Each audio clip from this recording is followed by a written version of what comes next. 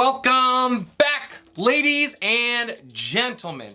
Thank you guys for joining me for today's video. In it, I want to talk about the Las Vegas Raiders and where they stand in the AFC West. This is now, for my money, the best division in all of football. There have been a ton of big name moves throughout the division, and I want to see, with the Vegas Raiders squeaking into the playoffs last year, where they're going to go from here with all the moves that they have made. Now, before we get into that, if you guys are new to the channel, welcome. Please consider giving me a like and subscribe. Your support means the world to me. It helps me out so very much. It enables me to do what I love so I can keep bringing you guys the content that you love. If there's any specific content you guys are thirsting for, drop those comments down below. I do this for you guys and I want to know what is interesting to you. With that said, let's get into this version of Hot Off the Press.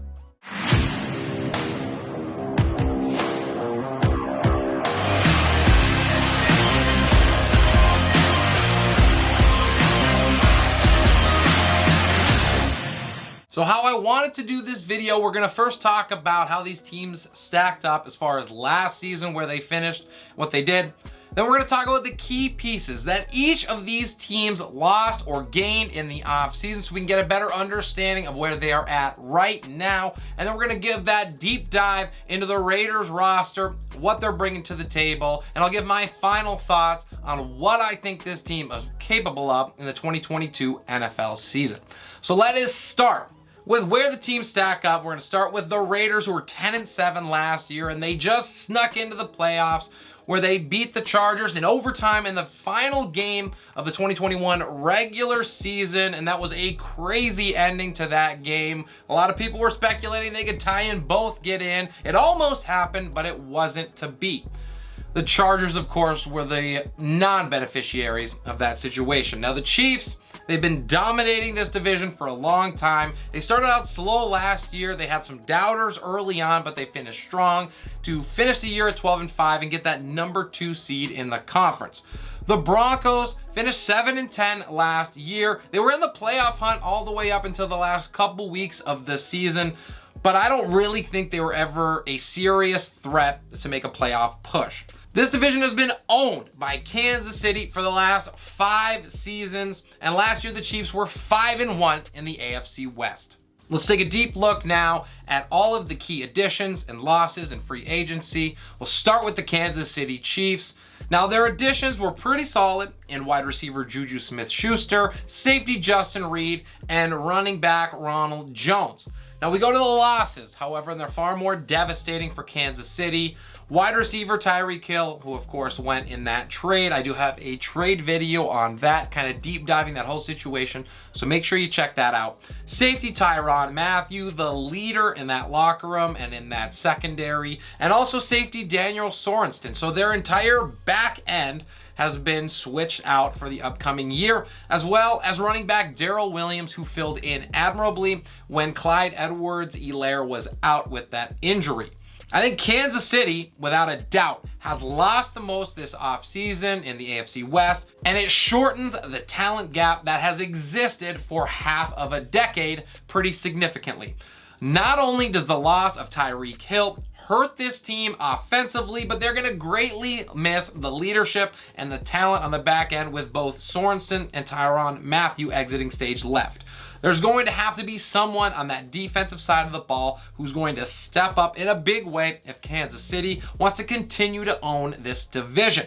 This is going to be a prove-it year, in a sense, for both Andy Reid and Patrick Mahomes, as they're going to have to make a lot of magic happen without the most dangerous weapon in the NFL from play to play. Will the Chiefs finally be unseated?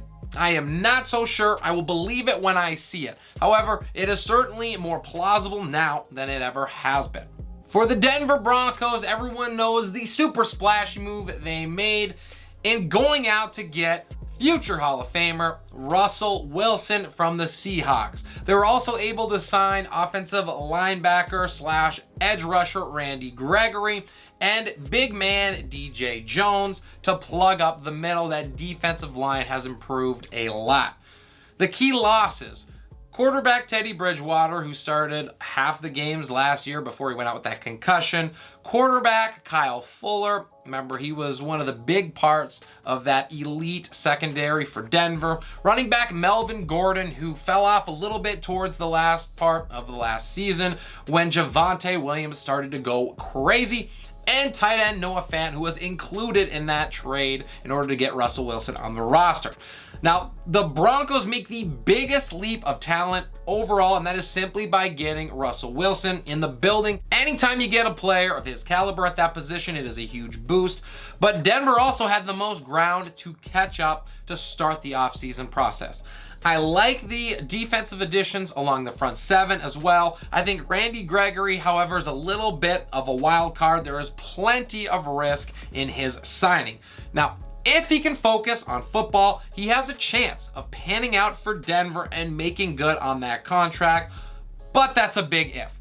Denver is likely to be in most games this season with that stout defense, this newly revamped offense, and the wide receiver core is one of my favorites as far as top to bottom in the NFL. They can go 4 deep, almost as good as anybody. When we think about the emergence of a Javonte Williams as well, we talked about him in the backfield. He came on in a huge way to end the season.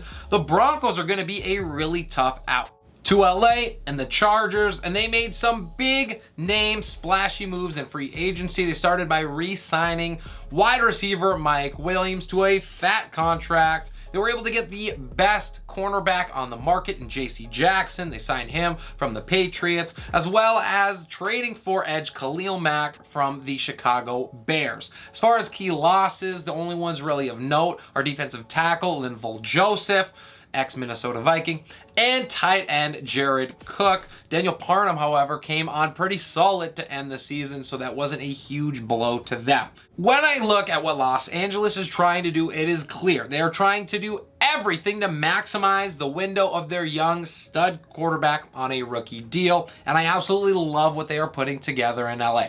The contract for Mike Williams, I think, was a little rich for my blood, but clearly they valued that continuity on the offensive side of the ball and the connection that he has with Justin Herbert for his big-bodied wideout. There are not a ton of those to go around. By bolstering an already elite secondary with getting J.C. Jackson and also helping out Joey Bosa on the outside by picking up Khalil Mack, the Chargers are going all in to take Kansas City down. This team's run defense is going to continue to be its biggest issue, but if the offense can take another step forward, what I think is plausible, if not likely, it may not matter. The Chargers are gonna try to outscore you and force you to throw the football, and that is exactly where J.C. Jackson could thrive on that back end, while Joey Bosa and Khalil Mack get after the quarterback. With the rest of the AFC out of the way, let's get into the cream of the crop and the reason we are here in the Las Vegas Raiders. We're gonna start with the giant trade to go and get Davante Adams. It was one of my favorite moves of the entire offseason, and it looks like a steal when you look at what the Dolphins gave up to get Tyreek Hill and then the amount of money paid to him both per year and in guarantees. So the Raiders did an excellent job of getting Adams onto their roster. But before that, they also went and got star edge rusher Chandler Jones, signing from the Arizona Cardinals. He's had some injury issues a little bit, but when healthy, he is nigh unstoppable. They also got defensive tackle Bilal Nichols to kind of help plug that middle where the Raiders struggled a little bit last year. As far as key losses, defensive end Yannick Njoku is on his 3rd team in 3 years. He moves on. They do lose cornerback Casey Hayward, and that is going to be a fairly significant loss for them. He was their best cornerback last year, as well as true fullback Alec Ingold, and those are few and far between, so maybe a little bit rough sledding coming forward for Josh Jacobs. Vegas's move, I want to start here to get Davante Adams. This is the best wide receiver in the league for my money. Davante Adams is going to have a monster impact on this offense. He could be the missing piece to take perennially underrated Derek Carr to the next level. I would say, even though Carr hasn't looked the same since his MVP conversation year back in 2016, it's not like the guy went anywhere and just got bad all of a sudden. The Raiders just have not done a lot of winning. Now, since that season, he's thrown for over 4,000 yards in 5 out of 6 years. He's also thrown for 4,800 plus last year, and he's compiled a 68% completion percentage or higher in 4 straight years. Over the last 5 years, he's averaging 22 touchdowns to just 10 picks per year, so you do like that ratio. And even though those are not incredible numbers, when you consider the receiving talent, or really lack thereof, that has been in the Raiders organization, it is pretty impressive. I have Carr right now as a top 12 quarterback in the NFL. The addition of Davante Adams changes everything. For the first time in Carr's career, he's going to have a legit threat on every snap that can beat defenses in a multitude of ways. When you pair that with Darren Waller, who has finally started to break out over the last couple seasons, and now he's one of the league's best at the tight end position, and then you have Hunter Renfrow underneath. He's one of the game's elite tacticians. This is an excellent wide receiver and receiving core to help Derek Carr out. We saw Renfrow just last year elevate his game to a completely other level in the last 5 or 6 games or so when Darren Waller went out with that injury. I see no reason why that cannot continue into 2022. As for Derek Carr, he is an excellent leader, and it is obvious that this team wants to play for him, and I don't think that you can understate the importance of that fact. He's got a really big arm, and he is tough, and he's finally got that playoff monkey off of his back, making it and getting into his first playoff game last year. It would not be surprising if we saw Carr push over that 5,000-yard barrier and also surpass 30 touchdowns for the first time since all the way back in 2015 with his college teammate in silver and black. Looking at the running game, Josh Jacobs, when healthy, is an excellent dual threat option that is going to take pressure off of Carr as well. Jacobs has missed 7 games over the last 3 seasons, so you don't love it, but at the running back position, you don't hate it either. And he's still averaging over 1,000 rushing yards and 250 receiving yards per year in his career. As he continues to develop in his pass catching ability, and he has gotten better and better every year he's been in the league, it gives the defenses one more thing to have to worry about, and he's shown himself to be a beast within the tackles already. If he can avoid the injury bug next year, the Raiders are going to be a very tough offense to stop. They should put up a ton of points, and it would not be surprising if they were in the top 10 in the NFL in points per game. On the defensive side of things, I think the Las Vegas defense is actually slightly underrated. The secondary ranked number 12 according to PFF in 2021, and the Raiders ranked top 12 in both yards through the air and yards on the ground allowed. We talked a little bit about the loss of Casey Hayward Jr. That is going to be a big blow, but that is exactly where the addition of Chandler Jones becomes so very important. They re-signed and extended Max Crosby, and with him on the other side, offenses are not going to be able to double team both sides of this defensive line. That's going to leave one-on-one opportunities for one out of those 2 studs. That's going to cause chaos for quarterbacks. The back end is not going to have to hold up nearly as long with these 2 bookends breathing down signal callers' necks.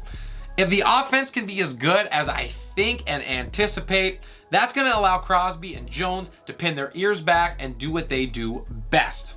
At worst, the Raiders are just going to have to hold their own on the defensive end, and these guys give them the ability to do that.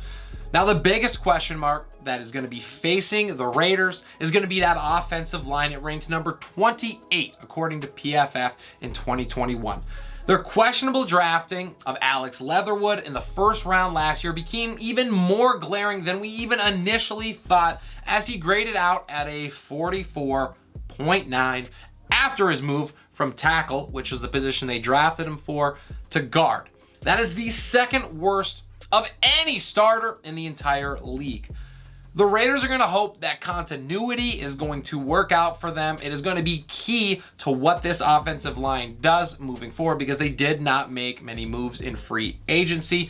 And they're going to have to hope it works out, because all of these additions that we're talking about, especially on the offensive end and Davante Adams, are only going to be as good as the protection up front. Finally, we get to the last big move for Vegas, and that is the head coach. While Josh McDaniels' stint in Denver as a head coach was anything but a smooth run, that was almost 15 years ago. He is an entirely different coach now, and he has shown an incredible capability on the offensive side of the ball. When we look at 13 years that he was the Patriots offensive coordinator, McDaniels was able to lead a top 10 offense on 8 separate occasions, and his team scored 400 or more points in 11 out of those 13 seasons. I believe he's going to step in and be able to create opportunities for Derek Carr and this entire offense, and I'm excited to see what this Raiders offense will look like with all the weapons that they have at their disposal. What does this all mean then? Where are we picturing the Raiders at the end of 2022? I believe that the Raiders have an opportunity to push for the division title in the AFC West. With all of the additions that they made during the offseason, they have just as good of a shot as anyone else in getting the job done. However, until the Chiefs are taken down, it is their division to lose, but the gap has certainly closed. This is now the best and most competitive division in all of football, and each of the games between rivals is going to be a very hard-fought affair. Las Vegas has all the pieces in place to make a run, especially if that offense can hit the ground running. I think there's going to be a very big year coming for both Derek Carr as he elevates his game to that other level that we talked about, and Davante Adams as well. I think Chandler Jones and Max Crosby are both set up for success if that offense is able to pile up those points. Las Vegas is going to be in the playoffs, and with some luck, they are going to push the Chiefs for that crown of the division. And with that done, we will wrap it up. I really appreciate you guys taking some time out of your day to join me. I hope you enjoyed the content and you learned something. If you're new to the channel, if you haven't done it yet, please consider giving me a like and subscribe. Your support means so very much. I appreciate it greatly. This is Relentless Press. I'm your host, Avery Mopats, and we'll see you next time.